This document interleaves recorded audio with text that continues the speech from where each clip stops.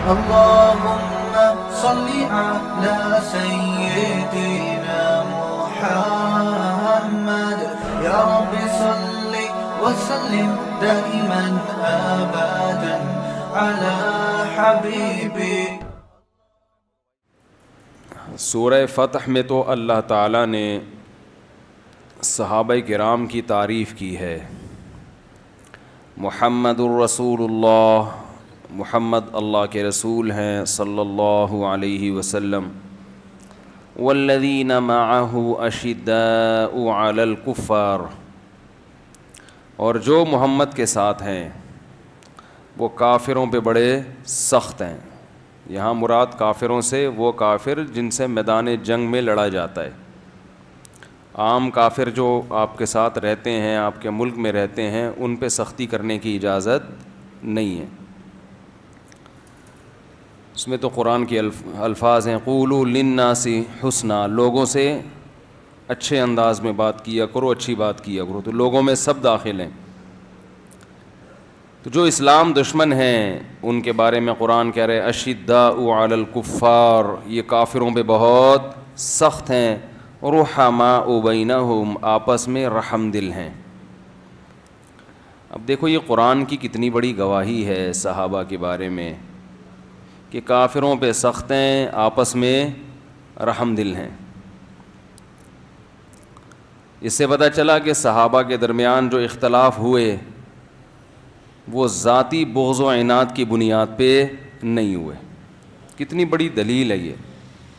حضرت علی، حضرت معاویہ رضی اللہ عنہما کے درمیان جو جنگیں ہوئیں، اگر ہم کہتے ہیں کہ یہ ذاتی بغض کی بنیاد پہ تھیں تو قرآن تو کہہ رہا ہے رحماء، بول لو نا بھائی، بینہم، آپس میں کیا ہیں؟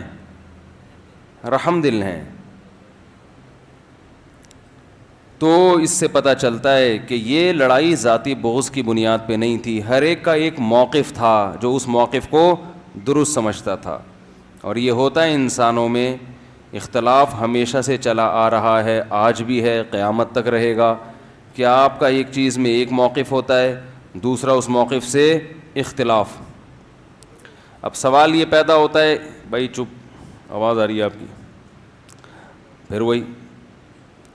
اب آپ کا ایک موقف یہ ہوتا ہے، آپ سوال ہوگا کہ بھائی ہم اپنے موقف پہ ڈٹ جائیں، دوسرا اپنے موقف میں مگر تلوار تو نہ چلائیں نا. تو اصل میں یہ اختلاف ہی اسی چیز پر تھا کہ تلوار چلائی جائے کہ نہیں چلائی جائے. اس پر کئی دفعہ پہلے بیان ہو چکا ہے تو گلا بیٹھا ہی رہتا ہے رمضان میں، کہ حضرت معاویہ رضی اللہ تعالی عنہ کا موقف یہ تھا کہ حضرت عثمان کے قاتلوں سے قصاص لیا جائے. جب تک قصاص نہیں لیا جاتا حضرت علی کی خلافت کو ہم تسلیم نہیں کرتے، اور جب خلافت تسلیم ہی نہیں کی ہے تو ہمارا شمار باغیوں میں نہیں ہوگا. تو باغی کی ان کی نظر میں جو ڈیفینیشن تھی وہ یہ تھی کہ جو حاکم کے خلاف بغاوت کرے. تو جب ہم نے مانا ہی نہیں ہے، جب حضرت عثمان کے قاتل قتل کیے جائیں گے تو ہم آپ کے ہاتھ پہ بیعت ہوں گے. دوسری طرف حضرت علی رضی اللہ تعالی عنہ تھے جن کا موقف یہ تھا کہ لوگ مجھے خلافت کے لیے منتخب کر چکے ہیں تو حضرت معاویہ کو بھی میرے ہاتھ پہ بیعت کر لینی چاہیے. تو حضرت علی رضی اللہ تعالی عنہ کا موقف درست تھا. ازروع شریعت قرآن و سنت کی روشنی میں حضرت معاویہ رضی اللہ تعالی عنہ سے اجتہادی غلطی ہوئی تھی، اس مسئلے میں اجتہادی غلطی ہوئی تھی. تو حضرت علی رضی اللہ تعالی عنہ کے لیے جائز تھا کہ حضرت معاویہ کے خلاف تلوار اٹھائیں. لیکن حضرت معاویہ رضی اللہ تعالی عنہ چونکہ آپ کو ابھی تک خلیفہ ہی نہیں مانتے تھے تو ان کے لیے بھی جائز تھا کہ وہ اپنے دفاع میں تلوار اٹھائیں. فقہی اعتبار سے جائز تھا.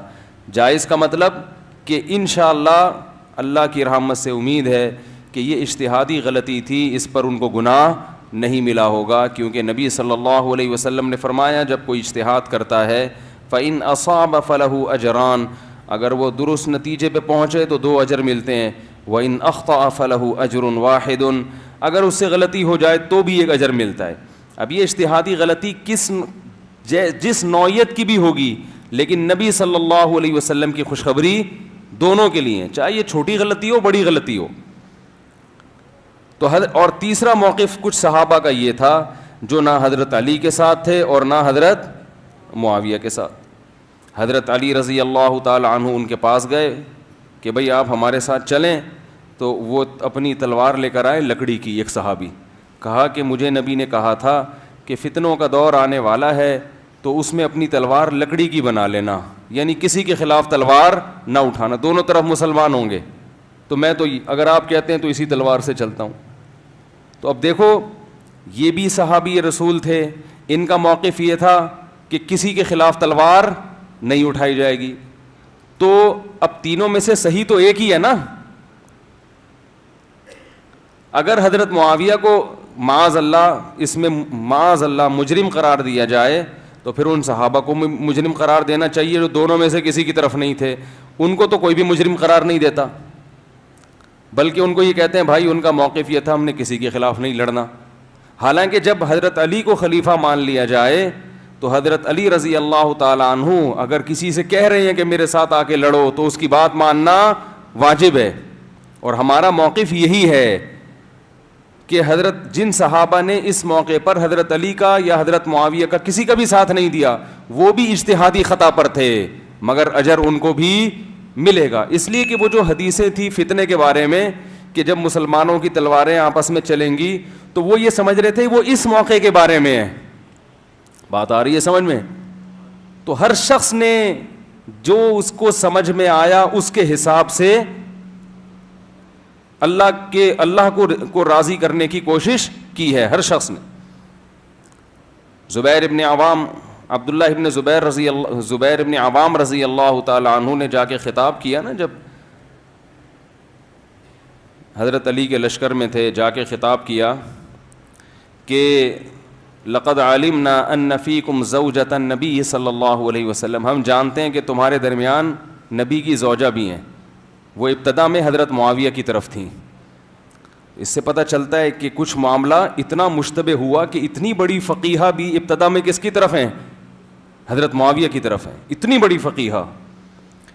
اور ادھر حضرت علی کی فوج میں یہ صحابی رسول جا کے کیا خطاب کر رہے ہیں کہ ہمیں پتہ ہے کہ تمہارے درمیان پیغمبر کی زوجہ ہیں, لیکن اللہ ہمیں آزما رہا ہے کہ ہم اللہ کے حکم پہ عمل کرتے ہیں یا پیغمبر کی زوجہ کی رعایت کرتے ہیں. کیونکہ اللہ کا حکم کیا ہے جو آج ہم نے سورہ حجرات پڑھی کہ وَإِن طَائِفَتَانِ مِنَ الْمُؤْمِنِينَ اقْتَتَلُوا فَأَصْلِحُوا بَيْنَهُمَا فَإِن بَغَتْ إِحْدَاهُمَا عَلَى الْأُخْرَى فَقَاتِلُوا الَّتِي تَبْغِي, کہ مسلمانوں کی دو جماعتیں لڑ پڑیں تو پہلے صلح کی کوشش کرو, صلح میں کامیاب نہ ہو تو جو باقی جماعت ہے اس کے خلاف تلوار چلاؤ. تو ہم یہ سمجھتے ہیں کہ علی رضی اللہ عنہ برحق خلیفہ ہیں, اب ان کی خلافت کو کوئی تسلیم نہیں کرے گا تو وہ کس میں شمار ہوگا؟ اس کا باغیوں میں, کائن من کان, جو بھی ہوگا ہم اس کے خلاف. تو یہ صحابہ پہ بہت بڑی آزمائش تھی اللہ کی طرف سے, بہت بڑی آزمائش تھی. تو اس آزمائش میں وہ کتنے کامیاب ہوئے یہ ان کا معاملہ اور کس کا معاملہ؟ اللہ کا. اب ہم پر بہت بڑی آزمائش کیا ہے کہ تینوں فریق ہمارے لیے قابل احترام ہیں, تینوں طرف, تینوں کا مطلب حضرت علی کی فوج میں شامل ہونے والے, اس موقع پر حضرت معاویہ کا ساتھ دینے والے, اور وہ فریق جو دونوں سے کنارہ کشی اختیار کیا ہوا تھا. یہ تینوں وہ ہیں جو والذین معہ میں داخل ہیں, جو آج ہم نے سورہ فتح پڑھی کہ وہ لوگ جو محمد کے ساتھی ہیں. کیسا پیارا لقب اللہ نے ان کو دیا ہے, کیسا پیارا لقب دیا ہے. یعنی کتنے اچھے عنوان سے اللہ نے خطاب کیا کہ محمد کی شان بھی بڑی اونچی کہ وہ اللہ کے رسول ہیں. والذین, اور وہ لوگ معہ جو محمد کے ساتھ ہیں. تم دیکھو گے ہر وقت ان کے ساتھ تمہیں نظر آئیں گے, تبوک میں جاتے ہوئے ساتھ نظر آئیں گے, بدر میں ساتھ نظر آئیں گے, احد میں ساتھ نظر آئیں گے, تو ایمان میں ساتھ نظر آئیں گے. تو جو لوگ محمد صلی اللہ علیہ وسلم پر ایمان لائے وہ ادھر کی جانب, اور جو ایمان نہیں لائے وہ دوسری جانب. تو اس طرف کے جتنے بھی لوگ ہیں, اشداء علی الکفار رحماء بینہم, وہ آپس میں کیا ہے؟ رحم دل ہیں. تراہم رکعا سجدا, اے مخاطب تو ان کو دیکھے گا کبھی رکوع میں کبھی سجدے میں. یبتغون فضلا من اللہ ورضوانا, اور ہر وقت اللہ کے فضل کی تلاش میں لگے رہتے ہیں, ہر وقت اللہ کے فضل کی تلاش, یعنی اللہ ان کے رکوع اور سجود کے مخلص ہونے کی گواہی دے رہا ہے. میرے اور آپ کا سجدے میں اللہ کی رضا مقصود ہے یا نہیں, اس کا ہم دعویٰ نہیں کر سکتے. میں نماز پڑھتا ہوں, میں یہ دعویٰ نہیں کر سکتا میں اللہ کے لیے پڑھ رہا ہوں. آپ نماز پڑھتے ہیں, آپ یہ دعویٰ نہیں کر سکتے, کوئی دلیل نہیں ہے. لیکن اللہ کہہ رہے ہیں جو محمد کے ساتھی ہیں, جنہوں نے بھی اس موقع پر کلمہ پڑھ کے اسلام قبول کیا. دو حصوں میں ڈیوائڈ کر دیا نا اللہ نے, کہ ایک وہ ہے جو محمد کے ساتھی نہیں ہے, دوسری طرف ہیں, اور ایک وہ ہے جو اس طرف ہیں. تو حضرت معاویہ کس طرف تھے؟ کیا وہ غیر مسلم تھے؟ معاذ اللہ. کیا وہ کافر تھے؟ معاذ اللہ. اہل سنت والجماعت کا عقیدہ ہے کہ حضرت معاویہ مومن تھے. منافق تو کافروں میں شامل ہوتا ہے نا. حضرت ابو بکر نے آپ کو کمانڈر بنایا, حضرت عثمان نے آپ کو کمانڈر بنایا, حضرت عمر رضی اللہ تعالی عنہ نے آپ کو کمانڈر بنایا. تو یہ کیا سب منافقین, معاذ اللہ, منافقین پر اعتماد کرتے رہے تھے؟ تو جہاں تاریخی روایات ہیں, چاہے وہ خبر واحد ہو, چاہے وہ صحیح حدیث ہی کیوں نہ ہو, لیکن وہ قرآن کی اتنی متواتر بشارت کے مقابلے میں اس کی کوئی حیثیت نہیں ہے. یا تو آپ میں بصیرت نہیں ہے احادیث کا مطلب سمجھنے کی, یا وہ روایت صحیح نہیں ہے. دونوں میں سے ایک بات ہے, اللہ کی کتاب غلط نہیں ہو سکتی. قرآن اتنی تعریفیں کر رہا ہے. تو جیسے یہ صحابہ پر آزمائش تھی کہ اس موقع پر کون اعتدال سے, اور صحابہ نے اعتدال کا دامن نہیں چھوڑا. جنگ ہو رہی ہے اور ایک دوسرے کے شہداء کی نمازیں پڑھائی جا رہی ہیں, ان کا مال غنیمت کے طور پہ استعمال نہیں کیا جا رہا. اور پھر اس جنگ کو حضرت حسن نے ختم بھی کر دیا. حضرت معاویہ رضی اللہ تعالی عنہ کے ہاتھ پہ بیعت ہو کر اس اختلاف کو ختم کر دیا. اس کے بعد کیا ہوا ہمیں اس سے بحث نہیں ہے. اس میں آپ کہہ سکتے ہیں فلاں غلط تھا, فلاں صحیح تھا, آپ جو مرضی کریں. ہم کس کے ذمہ دار ہیں؟ صحابی رسول کے, کیونکہ قرآن کہہ رہا ہے والذین معہ, جو محمد کے ساتھی ہیں, اشداء علی الکفار رحماء بینہم تراہم رکعا. عجیب انداز ہے قرآن کا تعریف کا. اللہ یہ نہیں کہہ رہے کہ وہ رکوع بھی کرتے ہیں, وہ سجدہ بھی کرتے ہیں, بھائی وہ تو سبھی کرتے ہیں. اللہ کہتا ہے تراہم, تو جب ان کو دیکھے گا, رکعن, یا تو رکوع میں ہوں گے یا سجدے میں, یعنی عبادت کی کثرت, عبادت کی کثرت. اور اللہ فرماتے ہیں تو جب بھی ان کو دیکھے گا یا تو رکوع میں یا سجدے میں, اور یہ رکوع اور سجدے کی ظاہری کیفیت تو دیکھے گا, اندر سے کیسے ہوں گے یہ تو دیکھ نہیں سکتا, وہ میں تجھے بتاتا ہوں کہ اس رکوع اور سجدے میں یبتغون فضلا من اللہ ورضوانا, اللہ کا فضل اور اس کی رضا تلاش کر رہے ہوں گے. یہ اندر کی چیز ہے جو تجھے نظر نہیں آ رہی, وہ میں تجھے بتاؤں گا. سیماہم فی وجوہہم من اثر السجود. ہاں اللہ نے فرمایا کہ سجدے کی کثرت, رکوع کی کثرت اور خشوع و خضوع کے کچھ آثار ایسے ہیں جو ان کے چہروں سے ظاہر ہو جائیں گے. یہ اندر کی چیز ہے مگر اتنی بھی اندر کی نہیں ہے کہ بالکل بھی نظر نہ آئے. فرمایا جب ان کے چہروں کو دیکھے گا, اے مخاطب, دیکھو اللہ نے ترونہم نہیں کہا, ترونا کا مطلب اے مسلمانوں جب تم دیکھو گے. ترا کا مطلب جو بھی قرآن کی تلاوت کر رہا ہے, اللہ ان میں سے ہر ایک سے خطاب ہے کہ تجھے بھی میں کہہ رہا ہوں, تو بھی اگر وہاں ہوتا اور ان کو اپنی آنکھوں سے دیکھتا تو یہی منظر دیکھتا. ہر شخص کو الگ الگ اللہ خطاب کر رہے ہیں. تراہم رکعا سجدا یبتغون فضلا من اللہ من ربہم من اللہ ورضوانا سیماہم فی وجوہہم من اثر السجود ذالک مثلہم فی التوراۃ ومثلہم فی الانجیل. اللہ کہتے ہیں ہم نے موسیٰ پر جو کتاب نازل کی نا, تورات, اس میں جو آخری نبی کی بشارتیں تھیں کہ آخری نبی جو آئے گا اس کی کیا علامتیں ہوں گی, تو جہاں اس میں محمد صلی اللہ علیہ وسلم کی نشانیاں تھیں, وہاں یہ بھی تھا کہ محمد صلی اللہ علیہ وسلم کو ساتھی کیسے ملیں گے. ان ساتھیوں کے دیکھ کے بھی لوگ پہچان جائیں گے کہ یہ سچے نبی ہیں, ان ساتھیوں کی یہ علامتیں دیکھ کے. آپ جائیں پہچاننے کے لیے کسی کو تو بعض دفعہ اس کا حلیہ دیکھا جاتا ہے, اور بعض دفعہ یہ بتایا جاتا ہے بھائی اس کے ارد گرد اس قسم کے لوگ ہوں گے تو جس کے ارد گرد اس قسم کے لوگ ہوں سمجھ جانا کہ وہ سچا نبی ہے, وہ جھوٹا نبی نہیں ہے. کتنی بڑی فضیلت صحابہ کی. اور آج ہر بدبخت انجینئر پلمبر اٹھ کے بیٹھتا ہے اور صحابہ کے خلاف ایک طوفان بدتمیزی کھڑا کر دیتا ہے, جس کو نہ بولنے کی تمیز نہ بات کرنے کی تمیز, بیٹھ کے فضول بحثوں میں لوگوں کو ڈال دیا. حضرت ابو سفیان رضی اللہ تعالی عنہ جو دیر سے اسلام لائے, ان کے بارے میں ایسے دبے دبے الفاظ سے ان کی بے ادبی کی ہے کہ جیسے اس کو تکلیف ہو رہی ہے کہ وہ جنت میں کیوں جائیں گے, یعنی ان کا اللہ نے اسلام قبول کیوں کر لیا. ایسے جیسے کوئی دیر سے اسلام لائے نا تو آپ خوش ہوں گے نا, چلو یہ بھی الحمدللہ اسلام میں داخل ہو گئے, اللہ نے ان کو بھی جہنم کی آگ سے بچا لیا. لیکن اسٹائل ایسا ہے جس سے ایسے لگ رہا ہے کہ کاش یہ دیر سے بھی اسلام نہ لاتے تو زیادہ اچھا تھا. اس طرح سے صحابہ کرام کا نام لیا جا رہا ہے. حضرت ابو سفیان اگرچہ دیر سے اسلام لائے ہیں مگر آپ نے اس تاخیر کی تلافی کی ہے اور پھر جنگوں میں شریک ہوئے ہیں. جو اسلامی سرحدوں پر اور جنگیں لڑی گئی ہیں اس میں اس نقصان کی تلافی کی ہے جو دیر سے اسلام لانے کی وجہ سے ہوا. خالد ابن ولید بھی تو بہت جلدی اسلام نہیں لائے نا. اب کوئی کہ خالد ابن ولید کا نام جیسے ہی آئے زبان پہ کہے یار ان کی وجہ سے تو احد میں 70 صحابہ شہید ہوئے تھے. حضرت حمزہ نبی کے سگے چچا, ٹھیک ہے انہوں نے شہید نہیں کیا مگر شہادت کا اصل سبب تو خالد ابن ولید بنے تھے نا, انہوں نے تو پلٹ کے حملہ کیا تھا اور ان کی وجہ سے تو بڑے بڑے حضرات شہید ہو گئے اور نبی کو زخم پہنچے. یہ تو سب خالد ابن ولید کی وجہ. ہاں وہ صلح حدیبیہ کے بعد مسلمان ہو گئے, ان کے اسلام کو قبول کر لیا گیا لیکن بہرحال دیر سے مسلمان ہوئے. اس کا مطلب ہے کہ آپ کے دل میں خالد ابن ولید کے بارے میں بغض چھپا ہوا ہے.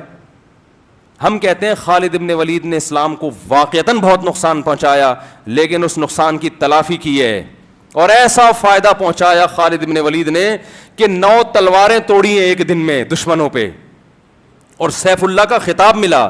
حضرت ابو سفیان بھی بہت دیر سے مسلمان ہوئے, بہت اسلام کو حالت کفر میں نقصان پہنچایا مگر اس نقصان کی تلافی اللہ نے بھی کر دی. اللہ نے ساری خطاؤں کو معاف کر دیا. الاسلام یہدم ما کان قبلہ, نبی نے فرمایا جتنے بڑے بڑے جرائم ہیں نا اسلام ہدم کا مطلب ہدم کہتے ہیں بڑی دیوار کے گرنے کو. جیسے کوئی بڑی عمارت ہو نا وہ ایسے ہی نہیں گر جاتی, اس کے لیے بڑی بڑی کرینیں لانی پڑتی ہیں. تو ہدم کا لفظ بتا رہا ہے کہ تمہارے گناہوں کی بڑی بڑی دیواریں بھی اگر ہوں گی, بہت بڑی بڑی عمارتیں بھی ہیں, تو اسلام ان گناہوں کو ایسے گرا دے گا جیسے بڑی بڑی بلڈنگوں کو زمین پہ گرایا جاتا, ختم کر دے گا اسلام. اور حضرت ابو سفیان رضی اللہ تعالیٰ عنہ نے پھر کتنی جنگیں لڑی, اپنی بیوی کو بھی ساتھ لے جایا کرتے تھے ان جنگوں میں تاکہ ہم پیچھے بھاگ نہ سکیں اور ہماری عورتیں ہمیں تانا دیں. تو یہ ساری زندگی ابو سفیان رضی اللہ تعالیٰ عنہ کی. ہمارے نبی نے حضرت ابو سفیان کو کس قدر عزت دی ہے, کتنی عزت دی ہے کہ آپ صلی اللہ علیہ وسلم نے فتح مکہ کے دن اعلان کیا جو ابو سفیان کے گھر داخل ہو گیا اس کو پناہ. کتنی عزت دے رہے ہیں نبی, تو عزت دے رہے ہیں.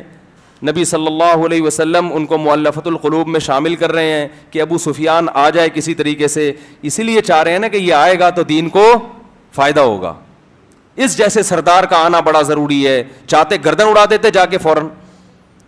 اور ابو سفیان رضی اللہ تعالی عنہ ہمارے نبی کے سسر بھی ہیں. سسر کا مقام باپ کی جگہ ہوتا ہے نا رشتے کے اعتبار سے.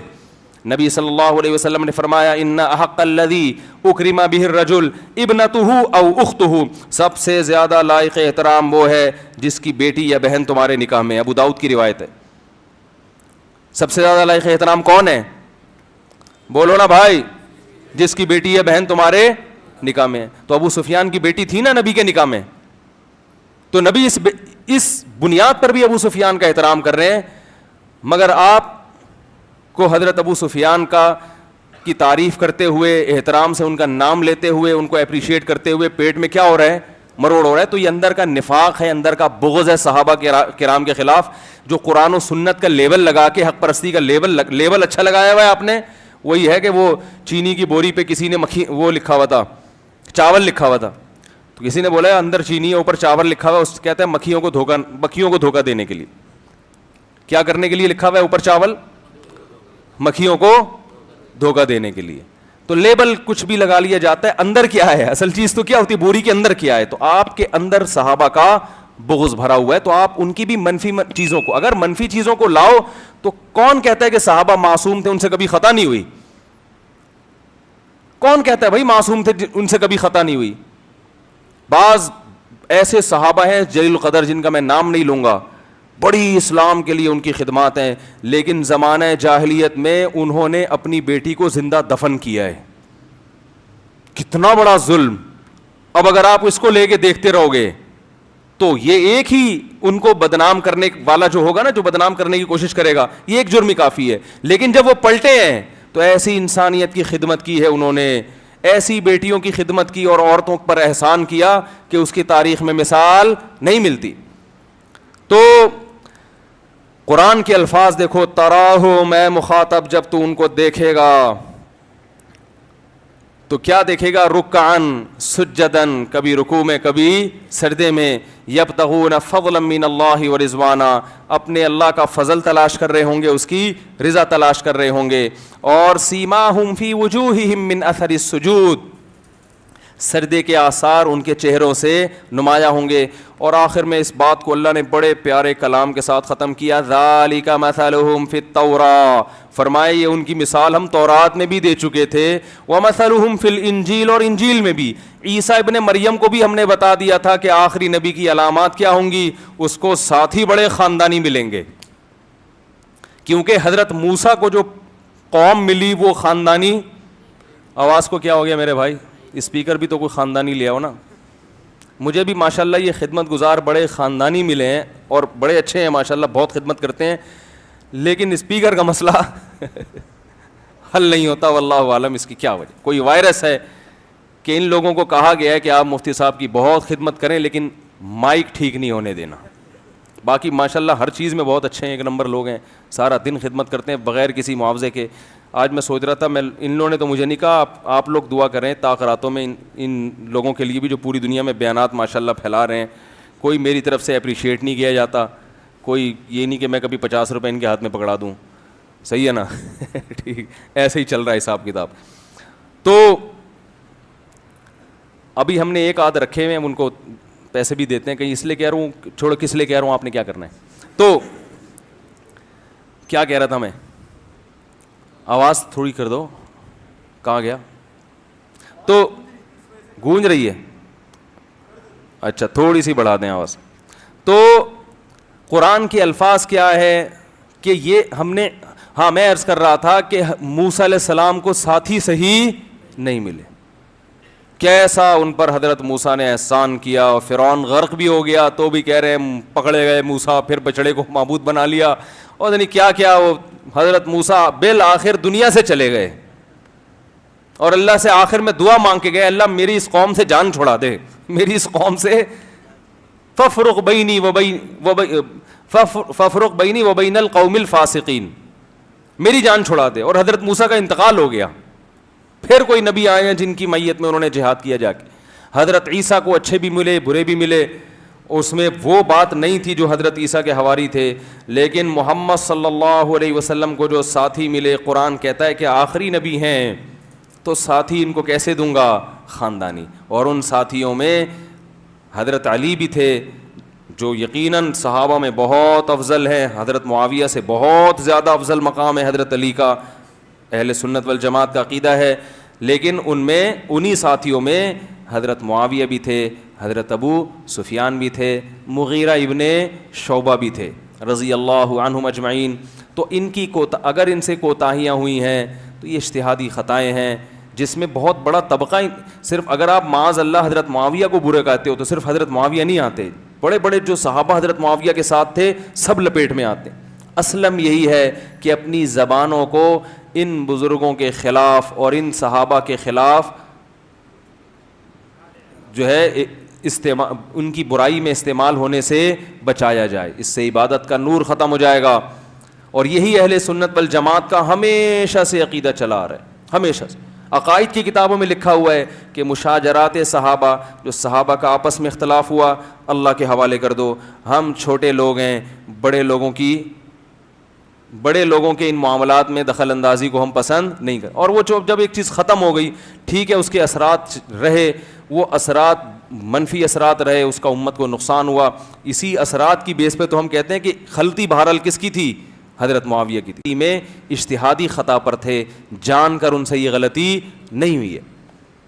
تو اگر آپ کہتے ہیں میری سمجھ میں نہیں آتا, تو بھائی وہ ان کی سمجھ میں وہ نہیں آ رہے تھے, اور ایک گروہ صحابہ کا ایسا تھا جن کی سمجھ میں دونوں نہیں آ رہے تھے. ٹھیک ہے نا, تو سمجھ کے بارے میں تو یہ ہوتا ہے نا کہ آپ کی سمجھ میں ایک چیز آئے دوسرے کی نہ آئے. اور پھر قرآن نے کیا کہا آخر میں سورہ فتح کے؟ اللہ نے فرمایا کزرع اخرج شطأہ فآزرہ فاستغلظ فاستوى على سوقه يعجب الزراع لیغیظ بهم الکفار. فرمایا محمد کے ساتھیوں کی ایک مثال جو ہم نے انجیل میں بیان کی ہے, فرمایا جیسے ایک کونپل باریک سے نکلتی ہے, طوفان سے کسان جو ہے اس کو ہواؤں سے بچاتا ہے, باڑ لگا دیتا ہے کانٹوں کی, کس طرح سے اس کو میں جو ہے اس کی حفاظت کروں پرندوں سے, تو کیسی اس کے جو ہے نا وہ بہت حفاظت کرتے کرتے اپنے ہاتھوں سے اس کو سینچتا ہے, اور پھر بالآخر وہ تناور درخت میں تبدیل ہو جاتی ہے, اس کی جڑیں مضبوط ہو جاتی ہیں. اس کے بعد وہ دوسرے کسان اس کو دیکھ کر حسد کرنے لگتے ہیں. جب وہ ننھے پودے تھے ان کو دیکھ کر کسی کو جیلیسی نہیں ہوتی تھی, لوگ کہتے تھے ان کو تو ایک ٹھوکر مارو اڑ جائیں گے, لیکن اللہ فرماتے ہیں جب وہ تناور درخت میں تبدیل ہو جاتے ہیں اور ان کی جڑیں مضبوط ہوتی ہیں, یعجب الزراع لیغیظ بہم الکفار, تو دوسرے کسان اس کو دیکھ کر حسد کرنے لگتے ہیں کہ یہ تو بڑے طاقتور ہو گئے. تو اللہ تعالیٰ کہتے ہیں کہ محمد صلی اللہ علیہ وسلم کے ساتھی بھی پہلے بلال حبشی کی شکل میں, ابو بکر کی شکل میں, 2 4 6 8 جو معمولی کونپلے ہیں, بلال حبشی کے سینے پہ پتھر رکھے جا رہے ہیں, وہ آہ نہیں کر سکتے, وہ احتجاج نہیں کر سکتے. کوئی اس قوم پہ حسد کرنے والا نہیں تھا, ترس کھانے والے تھے کہ خباب ابن ارت کو لٹایا جا رہا ہے انگاروں پہ, تو کیا بیچارہ اپنا دفاع کریں گے. ترس کھانے والے بہت تھے, حسد تو اس پہ کیا جاتا ہے نا جس کے پاس کچھ ہو, لیکن اللہ فرماتے ہیں پھر ایسا تناور درخت ہم نے بنا دیا. خلفائے راشدین کی خلافت دیکھو, پھر حضرت معاویہ کے دور میں آپ دیکھیں کہ جو بحری بیڑا بنا ہے اور بہت بڑی دنیا پر مسلمانوں کی حکومت قائم ہوئی ہے. تو اللہ فرماتے ہیں صحابہ کے ذریعے میں نے اس دین کو کیا بنا دیا؟ تناور درخت بنا دیا. اب دنیا دیکھ کے حسد کرنے لگی, جلنے لگے, انہی صحابہ سے جلنے لگے, انہی صحابہ سے جلنے لگے. تو یہ جو جلن ہے یہ صحابہ کی قوت اور طاقت کی وجہ سے, جو غیر مسلم اس سے جل رہے ہیں. تو یہ مثال بھی اللہ نے کس کی دی قرآن میں؟ صحابہ کی. اور انجیل میں اللہ نے یہ مثال دی کہ ایسے ساتھی ہوں گے جو کمزوری سے ایک دم طاقت پکڑیں گے, جیسے ایک معمولی سا پودا تناور درخت میں تبدیل ہو جاتا ہے. پھر اللہ فرماتے ہیں وعد اللہ الذین آمنوا وعملوا الصالحات منہم, جو بھی ایمان لائے اور نیک اعمال کیے, منہم مغفرتاً, اللہ نے ان سے مغفرت کا وعدہ کیا اور اجر عظیم کا. اب پتہ یہاں بھی جو فسادی ہوگا اس آیت کا ترجمہ کیا کرے گا کہ ان میں سے جو ایمان لائے اور نیک اعمال اختیار کیے ان سے اللہ نے اچھا وعدہ کیا ہے.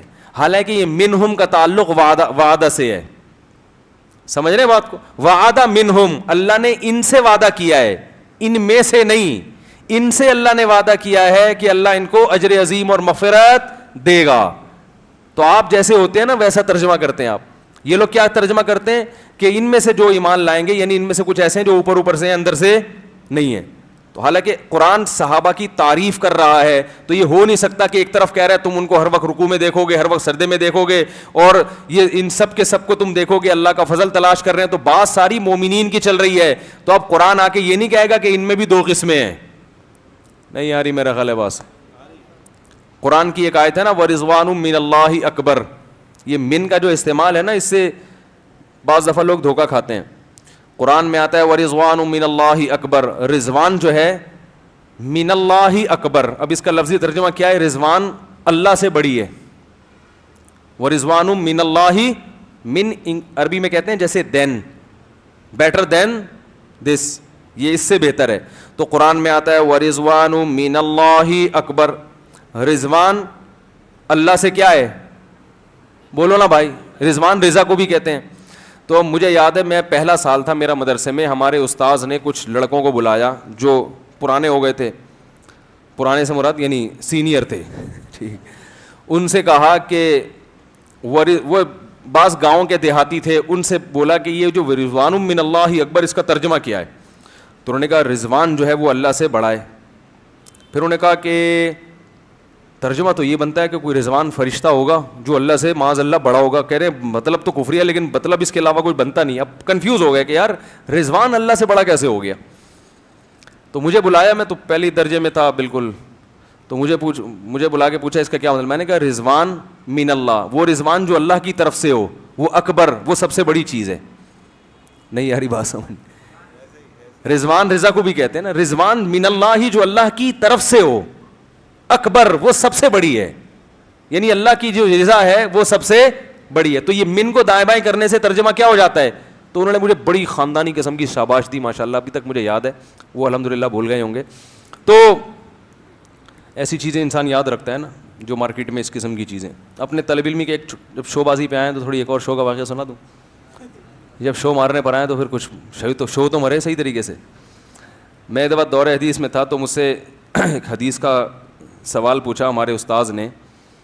وہ حدیث میں آتا ہے کہ جس نے جھوٹا خواب گڑھا, جھوٹا خواب سنایا, تو اس کی بڑی سخت سزا ہے. اس کو اللہ تعالیٰ جو کے 2 دانوں میں گرہ لگانے کا حکم دیں گے جو ناممکن ہے, یعنی ایسے کام کا حکم دیں گے جو ممکن نہیں. تو خواب جھوٹا سنانا بہت بڑا جرم ہے. تو ہمارے استاذ نے مجھ سے سوال پوچھا, دور حدیث کا امتحان تھا, کہ جھوٹا عام جھوٹ بولنا بھی گناہ ہے تو جھوٹا خواب زیادہ بڑا گناہ کیوں ہے, یعنی جھوٹا خواب سنانا یہ اتنا بڑا جرم کیوں ہے, عام جھوٹ کی نسبت اس کا جرم زیادہ کیوں ہے. اچھا میں نیچے دیکھ رہا تھا تو ان کو یہ شبہ ہوا کہ کہیں یہ حدیث کی کتاب میں جواب تو نہیں تلاش کر رہا.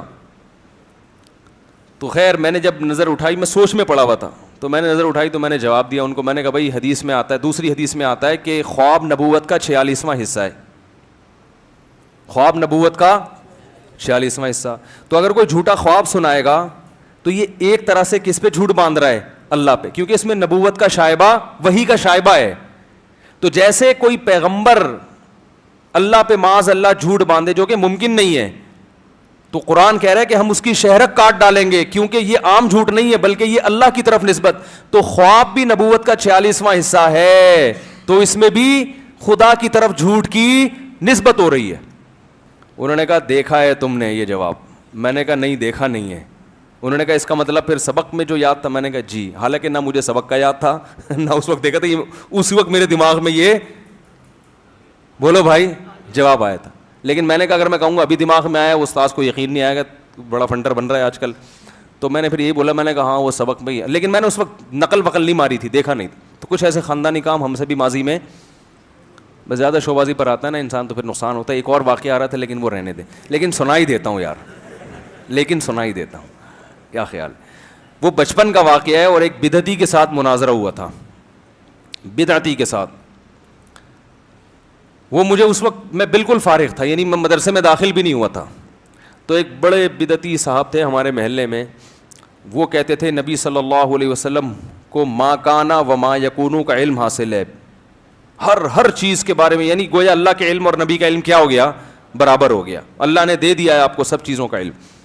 تو ہم چلے گئے, بچے تھے, ہم نے ان سے پوچھا جا کے کہ حضرت یہ تو آپ کہہ رہے ہیں سب کچھ ہی پتہ چل گیا ان کو, تو اس کی دلیل کیا ہے؟ انہوں نے قرآن کی آیت پڑھی, وما هو علی الغیب بضنین, ہمارے نبی غیب پر بخیل نہیں ہے.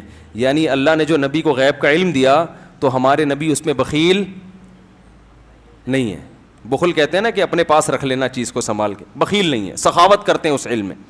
تو میں نے فوراً ان کو جواب دیا, میرے دماغ میں اس کا جواب. میں نے کہا بھائی اس سے کلی علم, سارا علم غیب مراد نہیں ہے. کہنے لگے کیوں؟ میں نے کہا اگر سارا علم غیب مراد ہوتا تو نبی پھر سارا علم غیب امت کو دیکھ کر جاتے. اگر کچھ اپنے پاس رکھتے تو بخل لازم آتا کہ نہیں آتا؟ تو قرآن تو کہہ رہا ہے وما هو علی الغیب بضنین. یہ تو بعد میں پھر میں نے گرامر پڑھی تو اور کچھ اس میں نقطے نکلے, جب اس وقت مجھے کچھ بھی نہیں آتا تھا, یعنی گرامر میں پتہ چلا اس میں تو آتا ہے ذرہ برابر بھی بخل نہیں کرتے.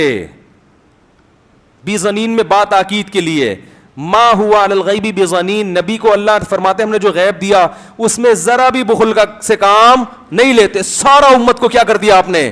بانٹ دیا, کچھ بھی نہیں, یعنی اس میں بخل نہیں کیا آپ نے.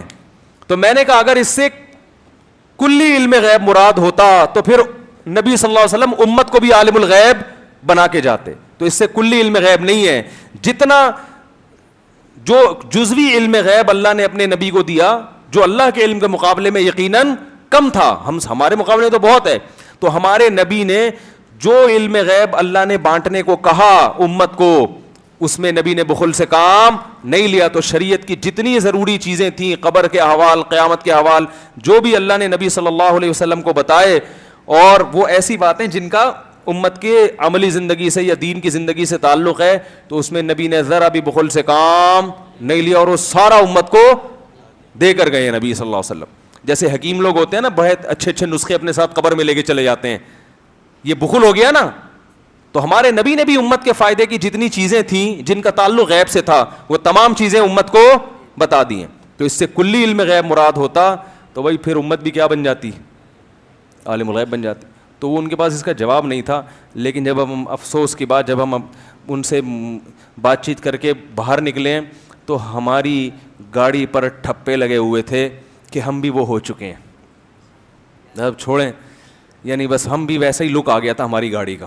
انہوں نے لوگ سارے اسٹیکر چپکا دیے تھے ہماری گاڑی پر, اور ہم جب واپس آ رہے تھے نا تو ایسا لگ رہا تھا کہ ہم کیا ہو گئے ہیں, وہ ہو گئے ہیں.